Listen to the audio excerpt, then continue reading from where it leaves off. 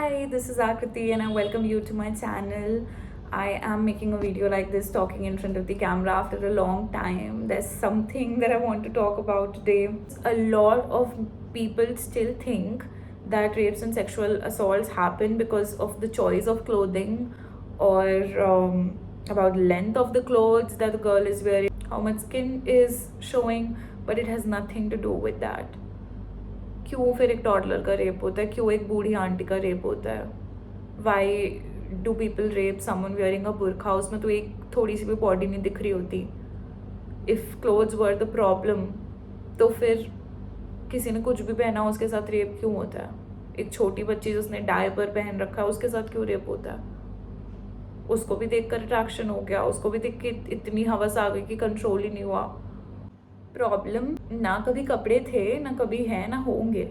Problem ये mindset है कि हमें औरतों को कंट्रोल करना है, उनकी बॉडीज़ को कंट्रोल करना है. वो कैसे कपड़े पहने, कब जाएं, कहाँ जाएं, कितना खाएं, कितना पिए, जॉब करे ना करे, शादी करे ना करे, हर चीज़. The problem is this control that man want to have on women, on women's bodies, on women's lives in general. Just imagine this कि अगर किसी भी लड़की ने कैसे भी कपड़े पहने हो, उससे एक रैंडम आदमी को क्या फ़र्क पड़ता है, उसकी लाइफ पे क्या असर हो जाएगा.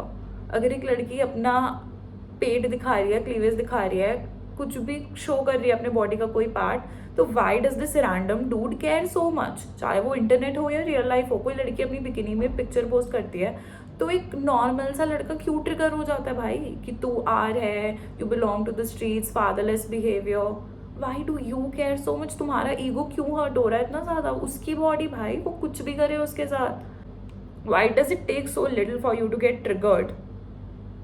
भाई मतलब एक लड़की के पैर से तुम ट्रिगर हो जा रहे हो इतने ज़्यादा कि you are abusing her. And you might not go and directly do something physical to her, but your mindset is propagating it, accept it or not.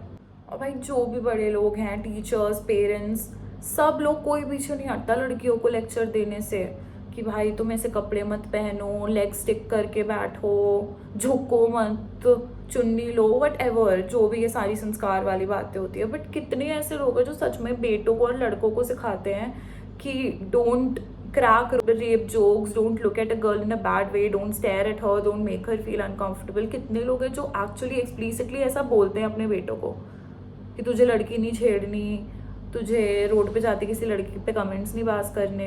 कितने पेरेंट्स हैं जो ऐसा बोल सकते हैं कि हाँ मैंने अपने बच्चे को ऐसा सिखाया है. क्योंकि लड़कियों को तो सिखाने में सब आगे रहते हैं कि तुम्हारा शरीर ही तुम्हारा गहना है, तुम्हारी इज्जत ही तुम्हारा गहना है. बट ऐसे कुछ डायलॉग्स लड़कों के लिए हैं कि हाँ तुम ऐसा मत किया करो, ऐसा मत किया करो. उनको तो कोई नहीं रोकता.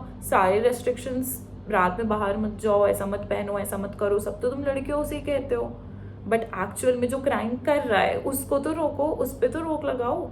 जब एक बेबी बॉय बॉर्न होता है, he is not born with this mind set of raping women और hating women. He is not born a misogynist. वो जब ऐसी ऐसी चीज़ें देखता है, ऐसे ऐसे लोगों को देखता है अपने अराउंड, ऐसे ऐसे कमेंट्स सुनता है अपने टीचर्स के, पेरेंट्स के, तब उसके माइंड में ये चीज़ डेवलप होती है, okay so women are the inferior gender, और if they do this action they are somehow punishable. अगर कोई एक लड़की अपनी बॉडी दिखा रही है, वो रात में क्लब्स जा रही है, वो ड्रिंक कर रही है, तो she is not a good girl, she deserves to be punish for this. क्यों?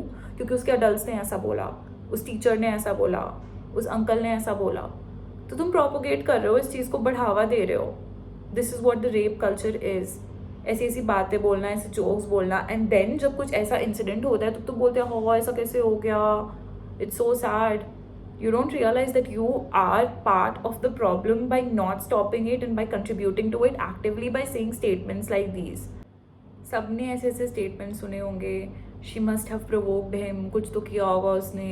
कपड़े देखो भाई किस टाइप के पहनती है, टैटूज बनवा रखे हैं, रात में अकेले घूमती है. कोई लड़की कुछ भी कर ले यार. Nobody wants to get raped. It is not enjoyable. It is not pleasurable. And trust me, if a girl wants to have sex, it's very easily available. She will not want to get raped. These two are very different things. Rape is not non-consensual sex. It is violence. It is horrific. It is horrible. It is very bad, painful. It's a crime. कोई नहीं चाहता किसी के साथ कोई crime हो.